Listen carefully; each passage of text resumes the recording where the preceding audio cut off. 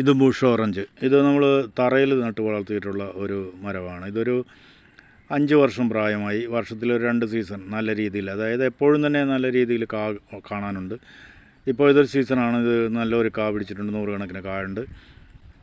ഇത് ഒരു ഓറഞ്ച് എന്ന് പറഞ്ഞാലും ഓറഞ്ചിൻ്റെ ഒരു രുചിയല്ല, കടും പുളിയാണ്. അത് പഴുത്താൽ ഇത് പൊളിച്ച് നമുക്ക് കഴിക്കാം. അതിൽ കൂടുതലായിട്ടുള്ള ഉപയോഗം എന്ന് പറയുന്നത് ഇത് നമുക്ക് ജ്യൂസായിട്ട് വെള്ളം കുടിക്കാനാണ്.